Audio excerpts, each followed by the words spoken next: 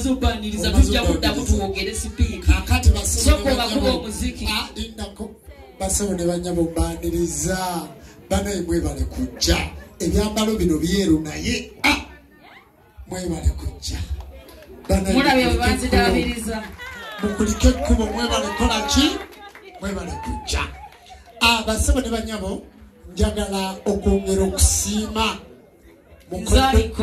mukoddomi wange mukunya muzaŋŋanda nsaba mukunya muzaŋŋanda oyimirireko owulire ku bantu basebo ne banyabo muko mukunja oyo muzaŋŋanda senga kulanama kwadda kwaddira ddala njagala kwaniriza mukoddomi wange ate taata wange taata kaave muto wasenga kulanama oyo yadda kusenga nsabye oyimirireko basebo ne banyabo oyo taata wasenga kulanama ye musika waabwe basebo ne banyabo njagala kwaniriza mwannyinaze eyawasa senga kulanama maama bweyogerere mukyala ddungu eyawasenga kulanama ekimuli basebo ne banyabo oyo mwannyinaze mukazi mukatuliki namugaba mu ekereziya ye nangaba mu ssabo basebo ne banyabo njagala kwaniriza mulamu wange omulungi mulamu Mega Kyogaya Clinic basebo ne banyabo oyo ye mulamu Kyogaya oyo yazaala omwana omuwala gwe bayita Bigi gwolaba kuga kati Bigi ajijja mu Kyogaya oyo ye first born we oyo ye mukulu wa senga kulanama mutunuulire eddagala gye liveeyo basebo ne banyabo njagala kwaniriza omuntu omukulu ennyo maama Mebo oli wala mumbejja toyagala bantu kulaba lwaki weegweko eyo basebo ne banyabo omukyalo oyo atuwadde ebyokulya nkwaniriza nnyo weebale kujja njagala kukyukako mbalaga omuntu omukulu ennyo naye mumulabe basebo ne banyabo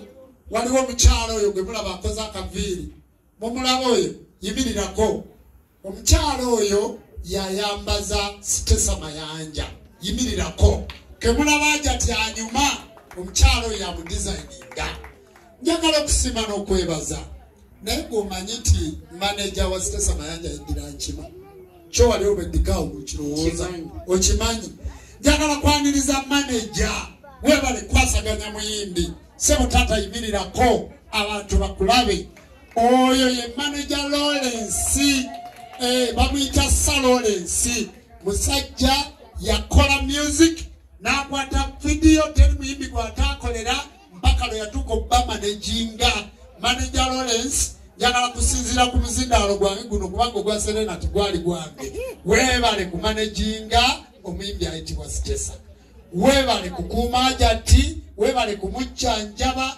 weebale kukola byonna fe abayimbi bwe tubanga situlina bamanager abantu batudisappointinga olwaleero ojja kunsanga ne bawasenga kulanama okeerenga mudisappointinze naye manager yajja naga nti nedda wadde muyina obutakkanya mbufumbo naye nze ndi manager wammwe mu music muyina okusigala nga muyimiridde omwami oyo nsaba tumuwe engalo ku ebyo byensobodde okwogera weebale nnyo weebalire ddala weewaawo okuwaniriza abantu tetusosola naye tuyina lwaki tulondobamu kati nina omuntu gwenjagala aveeyo wano mumulabe ekyo twakiteesezza mujje yajje wano mu maaso mukulu wange mama Maali jangu wano bakulabeko mbadde nzija gwe ebiddubu bisosola bw'obijjamu anti twagambye mubalaga abantu bw'ojja bw'obitwala eno kale mulamu sembere eno basebo ne banyabo muko mukunja adda kwono muko mukunja kwadda ono gwe mulaba maama waffe yafa atambuza omwezi gwakuna nga tumuziise ono twafuna omusika muto wange oli yamuzaala naye olw'okuba nti akyali muto maama wange mulabira mu kifaananyi kyono mulabako nguma yensonga lwaki mubagiddeyo mu lwatu mumulabeko. Wow. Mukyala wange alina ekizibu obulamu bwe tayagala kamera. Kakati basobole bakumaliriza mama. Bano bangi naye simanyi nti banagwayo olwatu. Gezaako. Baba Nakyanzi, baba Mbulwazi, bonna bwe bali awo naye nkooyi. Gundi okuze. Ate owudde neegaana. Naye liita ngambye nti obwedda nnengera ninga ow'emyaka 10. Liita peni. Sweet 16 kati anagambe nti wawezezza 18. Gababadde bagenda kutwala ku poliisi gyo mulakola environment. Ojja kuddamu oyaniriza abantu. Sooka obateereyo stress abantu ge baagala. Sokoleddeko. Oyagala bangobe mu kika. Basaba n'abanyabo ssentebe w'ekika kyaffe waali wano ate ne mukulu nannyini kyo naye waali. Baba ssentebe abantu abo bonna bembalaga bagenda kwogera maaso eyo. Mwalabye omukolo gw'okwanjula ssentebe yimirira. Mwalabye omukolo gw'okwanjula oyo gwayimbidde oyo yaŋŋamba taata ekirooto kyange nze nga sitondetera aja tisikubanja ono gwe wayimbidde embaga gye twabadde jjo ye ssentebe w'ekika. Nze yangaba eri mu lubaale ye n'asigala mu muzikiti. Kale nno ssentebe weebale kujja olaba yayanjudde eggulo mbaga basuze mu ngatto naye avudde mityana naga nti nina ogenda ku mukolo gw'abato bange. Neyanza Baba Lukwago basebo ne banyabo oyo ye Katikkiro w'ekika kyange eky'enkima yavudde kyotera najja. Njagala kubalaga omwana omuwala anzirirako ddala era yazaala omulenzi MC Sembera wano. Omulenzi MC Sembera wano. Kakati enkofiira gijjeeko Sembera eno. Jangu mwenyinezi jamusinga w'abaana. Jangu n'abawala mwenna mujje. Ayita ne mujjawe nno tamuva ku lusegere. Mujjawe wuuyo bwe bafumba ababiri mu maka. Jangu mujje wano. Hajat n'abantu mwenna abafamire nze nva mu maka masiraamu. Jebo bamwajudde we bafumba ababiri n'endowooza nti mujjawe bwa ddala. Yagenda okufumba mu maka. Yasanga oli mukyala wa mulamu we. Anti kati engeri gye bali basiraamu nti bafumba abana. Bw'otakyawula abantu balowooza nti bafumba ku mwami omu. Nedda maama. Oli alina omwami we n'ono alina omwami we naye abaami baabwe ba Luganda. Abasebo ne banyabo ono yanzirako. Ddala mu maama ne taata. Yandeka mu ssabo ye n'asigala mu muzikiti.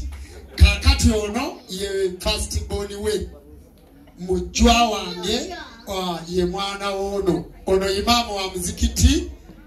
Omwana omuwala ono naye ali ku Biraali asoma era alina diguri mu ddiini kati ali mu kusoma masters mu ddiini. Ono alina diguri mu ddiini masters yagimalidde Tanzania. Yamaze okusoma ne bamutikkira era akyasoma kati tumutwala Saudi Arabia. Bwe tutyo tibundaba okusamira ne mulowooza nti gyenva tewaliyo madiini maki malala. Basebo ne banyabo bano nga bwe bali wano mumaze okubalaba bali mu mukolo gwa famire mweddireyo naawe bale kwogererako jjaawo. Njagala kubalaga vice w'abasawo b'ekinansi senga kulangama bwe yate entebe n'agikwasa gwe yagikwasa ekibiina tuli bumu ne kisigaza vice waakyo President Tanajja Nabona Nasaka naye waali ku mukolo guno. Basebo ne banyabo ono ye mukulembeze w'abasawo b'ekinansi mu kibiina kye bayita tuli bumu. Anti Mariam atuuse abagenyi baffe ab'enjawulo. Omwami ono n'omukyalo ono erinnya ndyerabira Kristo Pavers.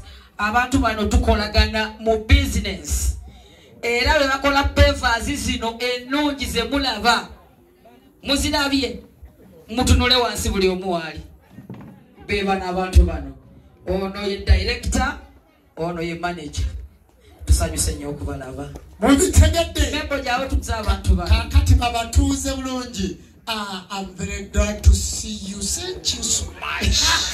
You are welcome. You know that foreign language is my problem. Na yet sansokula. Sansokula mama. Mwebale kuja, mwebale nyo, mwebale nedala.